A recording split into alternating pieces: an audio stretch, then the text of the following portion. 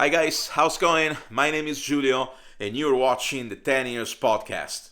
In this video, I want to talk about my experience releasing and working on my new book, The Hidden World. The Hidden World, which is planned to be released mid-May 2025, is the follow-up book to my recent release, which was available on Riley Media and on Business Expert Press, Conversations in Cyberspace. Now, my book is absolutely not a reference book, which it means is a non-fiction book which could fit in popular science as a category, but is mostly a collection and thoughts and opinions about some of the most groundbreaking discoveries in science, and is strongly related to my passion to things like neuroscience, physics, cosmology, and Eastern philosophy. Now, in the Hidden World book, I want to provoke a question. I want the reader to think, to doubt, and to question themselves about topics that are extremely controversial, like free will, what is consciousness, and what is the nature or perception of reality. If you love the work of educators and scientists like Brian Cox, then definitely you should check The Hidden World. I made a first draft version available a while ago, but I think I'll probably post the newly edited version through the help of a UK publisher which recently reached out to me and said if you properly polished the format of your book, then it will appeal to a lot more people. And when it comes to my experience as a writer in the whole world of ebooks and the Kindle books and so forth, I've seen so many people online through tutorials on YouTube claiming quick money schemes or go on Amazon and sign up for their Kindle Direct program and you're gonna be sorted. The reality is very similar to releasing a music album. You need to put the work behind a book. Even if you want to do something which is an how-to or a reference book where you explain how to do something or how to learn a particular skill, like playing guitar or how to paint or how to fix things in the house, like no matter what is your topic, you should always make sure that you do the research. And this is because now more than ever, there is a lot of attention about where to find valuable educational material. There is a lot of content out there online which could be easily cloned, and it doesn't really provide a value.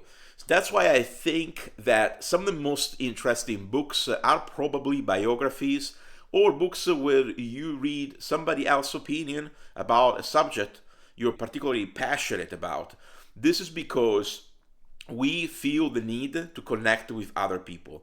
So even in my case, where Hidden World is definitely a niche book, because I don't know how many people out there are interested in things like the nature of reality or questioning if free will is a real thing, but definitely I've heard a lot of people I spoke with that they are very interested in knowing my opinion about those subjects.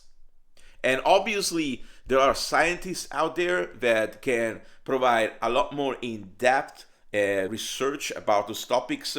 I'm thinking about Richard Dawkins, one of my favorite writers when it comes down to topics like evolutionary biology or even the study of social memes.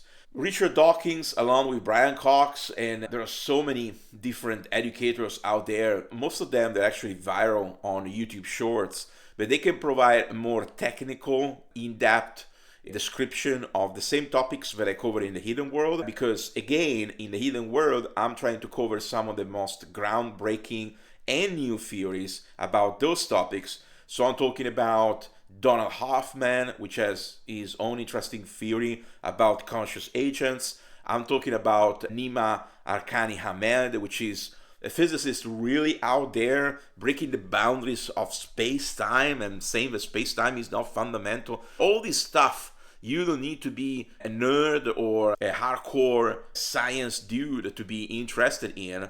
And what I try to do is, through my notes and my observations, to scratch the surface of something that is, I think, extremely fascinating.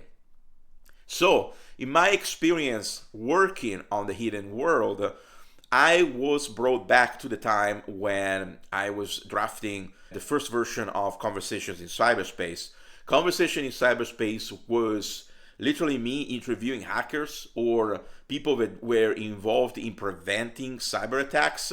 It took me a few years, and during the time I wrote the book, I was working with major tech companies. So I was really involved with the whole thing about making things safe and being informed and up to the times when it comes to security for cyber systems, for information systems, for data systems. Now, when we fast forward in the future and we go into the hidden world, I always find fascinating talking about the nature of the mind or looking at the paradoxes every time we try to understand how things works on a very large scale, which is the universe, the cosmology, or on a very small, tiny scale, which is the world of quantum physics and superstring theories and anything that cannot be observed with the human eye.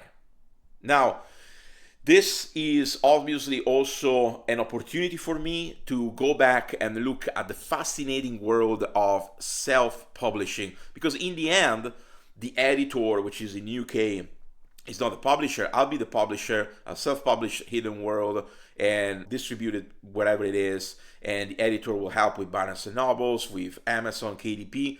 In all this, it's very clear the fact that it's not only about writing and creating content in a Word document or on Google Drive, it's also about the right formatting, it's also about the copywriting, it's about how to organize the information, structure the chapters, the summary, and very important in my case are the references. So when I say something, where did I read about that thing? Because it's not about saying I'm speculating that something that I heard comes from somebody else and in the end it's not true, because it will just confuse people. And especially every time that I talk about books on second nature, I tend to mention Gerald Edelman, or every time that I talk about books about language, I think about Steven Pinker's The Language Instinct. And this is not in writing, and for the first time in Hidden World, all this will be referenced. You can look at the bibliography and check where that concept comes from, where that idea comes from, or where that particular theory, at what time, and who was formulating that.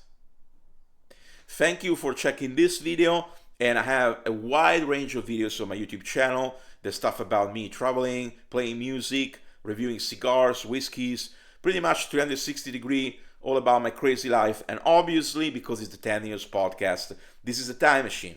So if you're watching this video in the future, you're gonna know about certain stuff that is typical of this month in 2025. Now, I didn't include any footage or any stock stuff in this video that could make it a 2025 video, but obviously I'm talking about KDP, I'm talking about Amazon, I'm talking about books that are particularly relevant right now.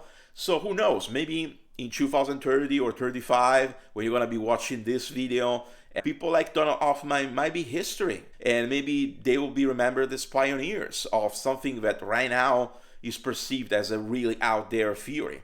But no matter what, if you enjoy my videos, please remember to like and subscribe, and I'll see you in the next episode of the 10 Years Podcast. Ciao for now.